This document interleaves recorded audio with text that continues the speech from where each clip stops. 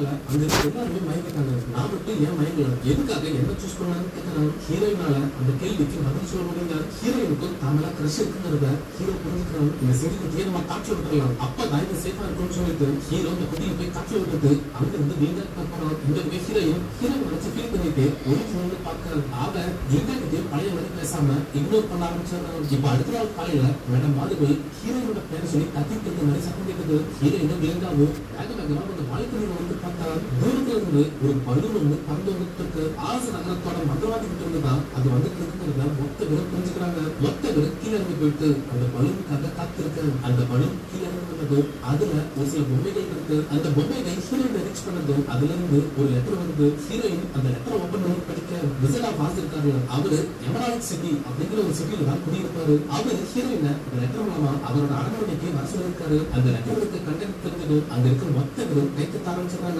இருந்தால் ஹீரோயினை தட்டி பிடிச்சு வாழ்த்துக்கள் சொல்றான். மேடம் வாழ்வு ஹீரோயினை கொடுத்து விசடா பாஸ் மீட் பண்ணுங்கிறது இங்க இருக்க ஒவ்வொருத்தரோட கனவு. அந்த வாய்ப்பு உனக்கு கிடைச்சிருக்கு, உனக்குள்ள இருக்க திறமைகளை நீ அவர்கிட்ட காக்கணும்னு சொல்றாங்க. ஆனா ஹீரோயின் என் சக்திகள் சொல்றாங்க. கரெக்டான டைம்ல அந்த இடத்துல மழை பெய்ய ஆரம்பிச்சது. எல்லா ஸ்டூடெண்ட்ஸும் மழையில நனையாம கொட்டிக்க ட்ரை பண்றாங்க. ஆனா மேடம் மார்பிள் எதுவும் கவலைப்படாதீங்க, நான் மாத்துக்கிறேன்னு சொல்லிட்டு அவங்க சக்திகளை பயன்படுத்தி வானத்தை நோக்கி கை நிற்கிறாங்க. அடுத்த செகண்டே அங்க இருக்க மேகங்கள் எல்லாம் தெரிஞ்சு போயிருது. தெரிஞ்சுட்டு இருந்த மழை ஸ்டாப் ஆயிருக்கு. அடுத்த நாள் ஹீரோயோட ஸ்கூலுக்கு பச்சை கலர்ல ஒரு பெரிய ட்ரெயின் வருது. இந்த ட்ரெயின்ல தான் எமரால்ட் சிட்டிக்கு போக முடியும். ஹீரோயினை பிக்கப் பண்ணி கூட்டிட்டு போறதுக்கான வேலை வந்திருக்கு. ஹீரோயின் அங்க இருந்து கிளம்பும் போது ஹீரோயின் பக்கத்துல போய் நிற்க லிண்டாக்கு இந்த ரெண்டு பேருக்குள்ள ஏதோ கனெக்ஷன் இருக்குங்கிறத புரிஞ்சு போயிருது. அதே மாதிரி பாக்கு இருக்காங்க.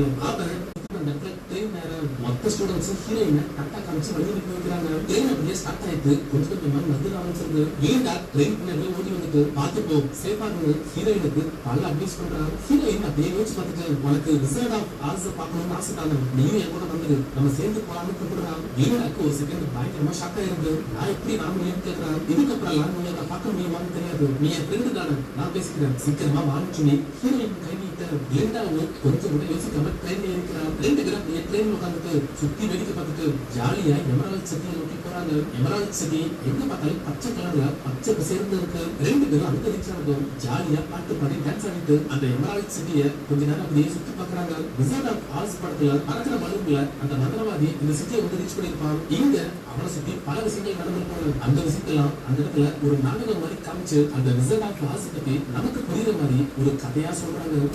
லிண்டாவும் அந்த கதையை கேட்டு ஜாலியா இருக்க மக்கள் கூட பாட்டு பாடி டான்ஸ் ஆடிட்டு கடைசியா அந்த மந்திரவாதியோட அரண்மனையை போய் தட்டுறாங்க.